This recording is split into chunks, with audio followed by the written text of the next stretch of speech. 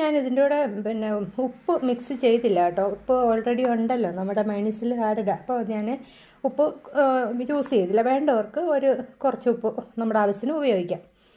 അപ്പോൾ നമ്മുടെ അടിപൊളി കോൾസ്ലോ സാലഡ് റെഡി ആയിട്ടുണ്ട്.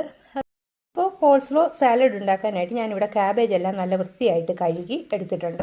അതിൻ്റെ കൂടെ ക്യാരറ്റ് ഒരു പകുതി മതിയായി. ഇതിൻ്റെ അത്ര ഹാഫ് മതിയായിരിക്കും ക്യാരറ്റ്. അപ്പോൾ ഇതും നല്ല വൃത്തിയായിട്ട് കഴുകി എടുത്തിട്ടുണ്ട്. ഇനി നമുക്കിത് ചെറുതായിട്ട് അരിഞ്ഞെടുക്കാം. ഞാനിത് ഇതുപോലെ അരിഞ്ഞെടുത്തിട്ടുണ്ട്. ഇതേപോലെ കുറച്ച് നീളത്തിൽ വേണം ക്യാബേജ് അരിയാൻ. അതുപോലെ തന്നെ ക്യാരറ്റ് ഇതുപോലെ അങ്ങ് അരിഞ്ഞാൽ മതി. ഇനി ഇത് ഒരു ബൗളിലോട്ട് മാറ്റാം. എന്നിട്ട് നമുക്കിത് മിക്സ് ചെയ്യാം.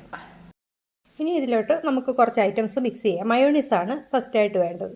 ഇത് ഞാൻ ഓപ്പൺ ആക്കിയില്ല കേട്ടോ. ഓപ്പൺ ആക്കണം. ഫ്രഷ് മയോണൈസ് അല്ല ഞാൻ ഉപയോഗിക്കുന്നത്. ഞാൻ കടയിൽ നിന്ന് വാങ്ങിക്കുന്ന മയോണൈസ് തന്നെയാണ്. നമ്മൾ വീട്ടിലുണ്ടാക്കുമല്ല. അപ്പോൾ നമുക്കിനി ഇതിലോട്ട് ആവശ്യത്തിന് മയോണൈസ് ഇടാം. ഇത് എഗ്ലെസ് മയോണൈസ് കേട്ടോ. നമുക്ക് ഏത് മയോണൈസ് വേണമെങ്കിലും യൂസ് ചെയ്യാം. കുറച്ച് ക്രീമി ആയിട്ടിരിക്കുന്ന ഒരു സാലഡല്ലേ, അപ്പോൾ കുറച്ച് കൂടുതൽ വേണം. ഞാൻ ഇട്ടെന്നേ ഉള്ളൂ. ഇനിയും കുറച്ച് ഷുഗറൊക്കെ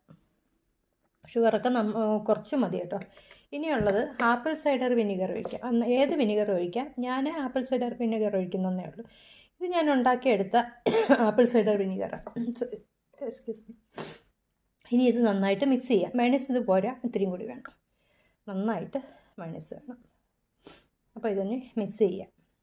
ഇത്തിരി കുരുമുളക് പൊടിയും കൂടെ, വെള്ള പെപ്പർ പൗഡർ എന്നൊക്കെ പറയാം. പക്ഷേ ഞാനിത് നമ്മുടെ വീട്ടിൽ പൊടിച്ചെടുത്ത നോർമൽ കുരുമുളക് പൊടി അങ്ങ് ചേർക്കുക. ഇനി നന്നായിട്ട് മിക്സ് ചെയ്ത് കഴിഞ്ഞാൽ കോൾസ്ലോ സാലഡ് റെഡി. നന്നായിട്ട് മിക്സ് ചെയ്തെടുക്കാം നമുക്ക്. ഇപ്പോൾ കോൾസ്ലോ സാലഡ് റെഡി ആയിട്ടുണ്ട്. അപ്പോൾ ഇത് നമുക്ക് എന്താ പറയണ്ടേ, പിന്നെ സാൻഡ്വിച്ചിനകത്ത് യൂസ് ചെയ്യാം. ഇത് ചിക്കൻ്റെ ഒക്കെ കൂടെ കഴിക്കാം. വളരെ വളരെ ടേസ്റ്റിയാണ്. കാബേജിൻ്റെ എനിക്ക് ഏറ്റവും ഇഷ്ടമുള്ളൊരു പ്രിപ്പറേഷനുമാണ്.